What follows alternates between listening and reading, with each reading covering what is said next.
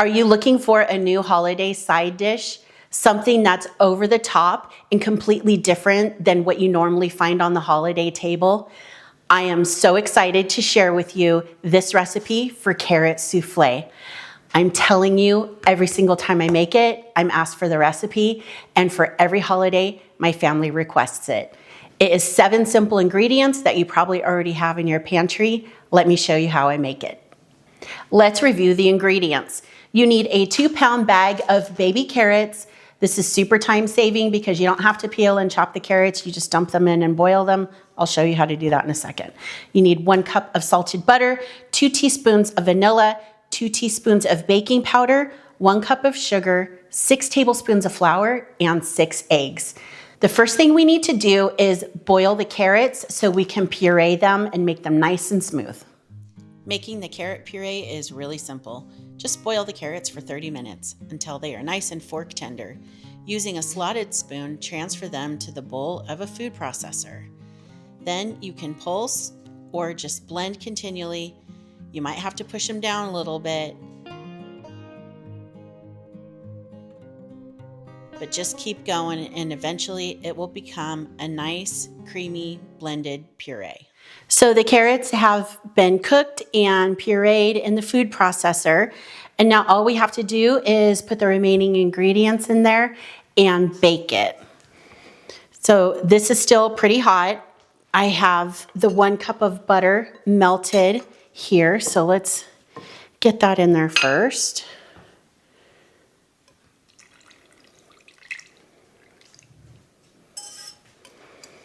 I'm just going to start whisking, hopefully not making a huge mess. But I want to get that nice and incorporated in with the carrot puree. Okay, let's mix up the eggs. So I cracked the 6 eggs into this bowl, and then I'm going to kind of lightly beat them. And then I want to temper the eggs by adding a little bit of this hot carrot and butter mixture into here, so that way when we put the eggs back into the hot mixture, it doesn't scramble all of our eggs. So let me grab a little spoon. This isn't the right thing, but you know what? It'll work. Because I want to kind of do it gradually. I'm not left-handed, so this is taking some skill. Okay, that is good enough. And then what we'll do is we'll pour now this beaten egg into the carrot puree and whisk it together. And I want to get all of that goodness out of the bowl. Okay. That one's done. And then we'll add in the sugar. So this, again, 1 cup of sugar. This is what kind of makes it taste like cake. So for the kids out there that don't like vegetables, especially carrots, like my husband cannot stand cooked carrots, but this is his absolute favorite thing to eat at the holidays. And I actually was given this recipe by his uncle who made it for every holiday.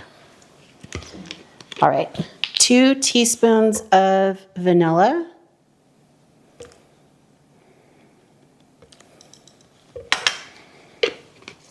Oh, I should have did. Okay, so yeah, don't do what I just did because now I can't put that wet teaspoon into my baking powder.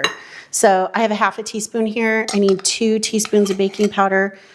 So I'm going to do 4 level measurements of this.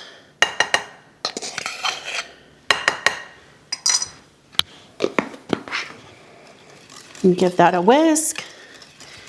And then I'm slowly going to add in the final piece, which is 6 tablespoons of all-purpose flour. And don't be concerned that it looks really runny right now, because the eggs and the flour and the baking powder are going to make this not solidify, but it'll make it that souffle texture and it will not be runny. All right.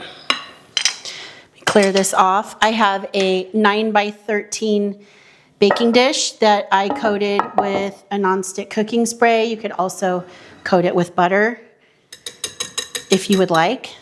And all we do is pour this in here. Let me see if I can get it where you guys can see. You can see how just smooth and silky this mixture is. Okay, so that's almost every last drop. Not quite, but that will work. This is going to go into a 350-degree preheated oven, and it'll bake for 45 to 60 minutes, and I'll show you what it looks like when it's done.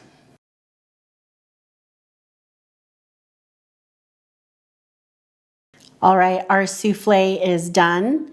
It took 50 minutes to bake, and in the little video of me testing it in the oven, I kind of tapped it lightly with my finger. I just want to make sure that nothing feels too wet. It was nice and springy all the way across the top, so I knew that it was done. And as you can tell, after it's been sitting for about 10 minutes, in true souffle fashion, it has kind of settled, but don't let that discourage you. This is still really, really good.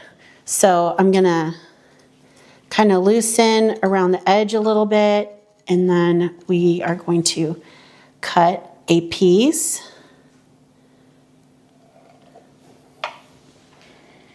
And of course, the first piece is always the hardest one to get out of the pan, and it never looks the best, but we're gonna sure give it a try. So I'm gonna pick one from the middle, and I'm gonna turn it around.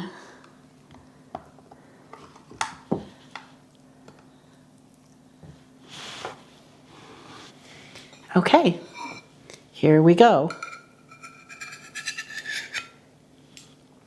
So you can see that it's firm, which means it's set, but it's not overly firm. It is reminiscent of like a sweet potato souffle or a sweet potato casserole. A lot of people think that's what this is sweet potatoes. And then they take a bite and they see that it's actually carrot. So it's still nice and steaming hot.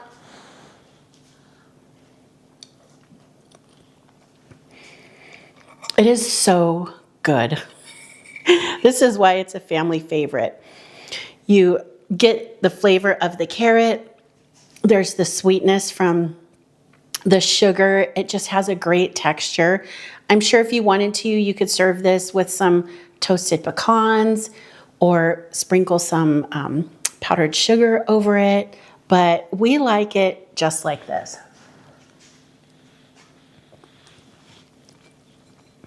Definitely one you have to try. So give it a try. Let me know in the comments if you do and what you think about it. And as always, if you like this content, please hit the like button and subscribe. The recipe will be listed in the description box. Go ahead and make this for your Thanksgiving table, and I wish you all a happy Thanksgiving. I'll see you next week with another recipe from my kitchen.